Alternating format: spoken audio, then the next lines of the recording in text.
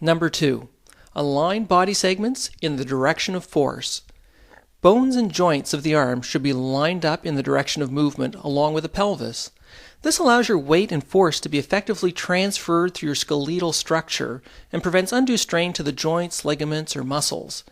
When the direction of movement changes, your whole body must be adjusted to this new direction.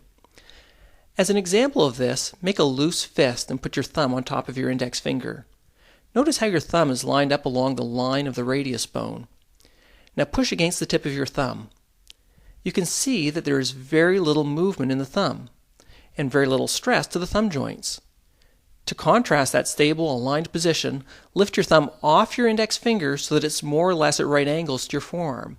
It's no longer in a straight line with your forearm, but it curves.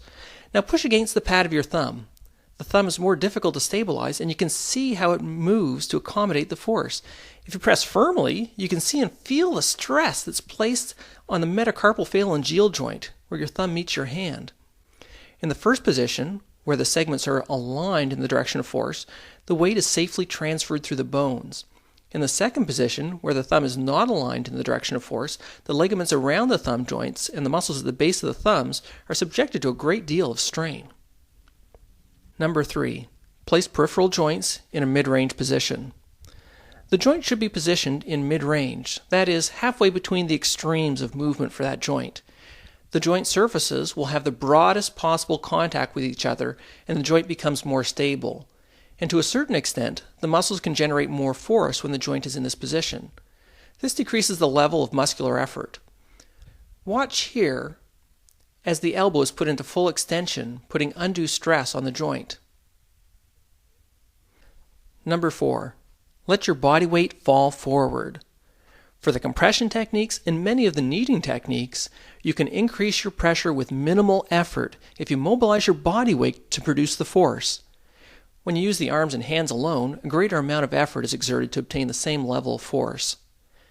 To transfer your weight effectively, the spine needs to be aligned and stabilized, and the joints need to be correctly positioned and aligned. One leg will be positioned in front of the other in a lunge position. The front foot and knee are pointed in the direction of movement. Then simply let your body weight fall into the contact point, that is, the part of your hand or arm that you're using for the technique. By doing this, you're transferring your body weight safely and effectively through your bones and joints. You can see here how weight falls from the front leg into the hands. As the weight transfers from the foot to the hands, there really should be no movement in the body. Notice that the trunk is completely stabilized. When you're in the lunge position, your weight should always be supported by the front leg. In this way, very little movement is needed to let your weight or center of gravity fall forward onto the customer. If most of the weight is on the back leg, you need to make a huge shift to get your weight onto the customer. If you have your weight on your back leg, it's most likely that you won't transfer the weight forward at all. Instead, you'll try to generate the force from your upper body and use a lot of muscular effort. When doing techniques that involve this transfer of body weight, the front knee will always be bent and the back leg will always be straight. Don't let the front knee go forward past the foot when lunging. This puts excessive stress on the knees. And don't try to keep the back foot facing forward. The toes will naturally be directed outwards. This makes your stance more stable. Number 5. Move to maintain good alignment. The techniques are not static and isolated to one area. Rather, you're constantly moving from one region to another. You need to move and adjust your body in order to effectively execute the first 4 principles. Look at the back leg to see how you can make little shifts between each movement. If you remain stationary, you end up reaching and bending because you're too far, or shrugging and stretching because you're too close, or twisting because the contact point is to the side. Here's another example to illustrate a practitioner moving to stay at right angles to their contact point.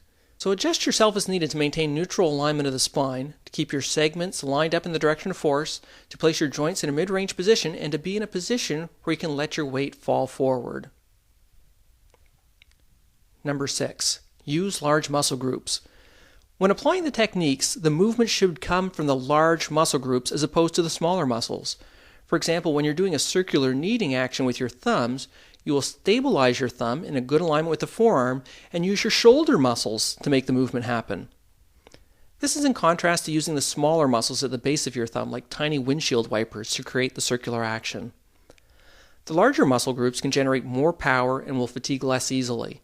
The smaller muscles don't have the strength or energy reserve to generate the ongoing force and power necessary to apply hours of massage.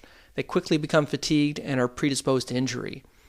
If you take the Relax to the Max chair massage training, you'll notice that it's your legs and bum that are sore after the first day or two, not your hands or arms. Number 7. Reinforce your contact point. Reinforce your fingers and thumbs whenever possible. Reinforce the most distal segment. These smaller joints are more likely to become strained or injured, so support them as much as you can.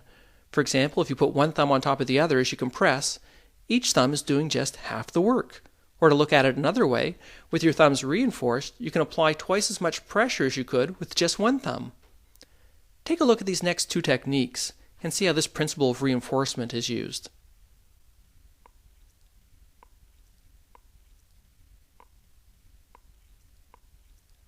Number 8. Integrate a relaxation phase into each technique. Each technique has a work phase and a release phase. In other words, you're only expending energy through part of each technique. If you don't allow your muscles to go through the release phase, your muscles will remain contracted. When a muscle contracts, it uses more oxygen and nutrients, but at the same time, it squeezes off its own blood supply. Thus, the muscle runs out of oxygen and waste products accumulate. The muscle fatigues and starts to ache. However, when you allow for a relaxation phase, the muscle is able to relax. Carbon dioxide and waste are flushed out of the muscle, and oxygen and nutrients are replenished. With some of the techniques, like simple compressions, the relaxation occurs when you lift your hand to move to the next position. With other techniques, like kneading, you don't break contact, and you have to be more consciously aware of relaxing your arm through part of the movement. At Relax to the Max, we're very systematic about our approach and the language we use. As you watch this video, pay close attention to the terminology we use in describing the various contact points in the hands and arms. Let me outline some of these for you. The tips of the fingers. This is the distal ends of the fingers, and it's much more specific than the pads of the fingers. You'll use the tips of the fingers when you want to catch the edge of a relatively small muscle. Pads of the fingers. This is the broad surface of the fingers. When you use the pads of your fingers, think of leaving your fingerprints on the customer. Heel of the hand. This is the broad part of the hand just distal to the crease of the wrist. Heel of the thumb. To get technical, this is the thenar eminence. To be more specific, the metacarpal of your thumb. Base of the thumb.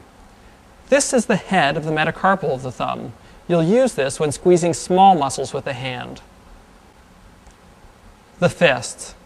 This is a broad contact with the back of the fist, that is, the flat surfaces of the first phalanges. Knuckles. These are your big knuckles, your metacarpal phalangeal joints, or your MCP joints. This is in contrast to your proximal interphalangeal joints, or your PIP joints, or your distal interphalangeal joints, or DIP joints. Elbow. This is the olecranon process, that is the pointy part of your elbow. To use a specific point like this, the elbow needs to be quite flexed. Open elbow.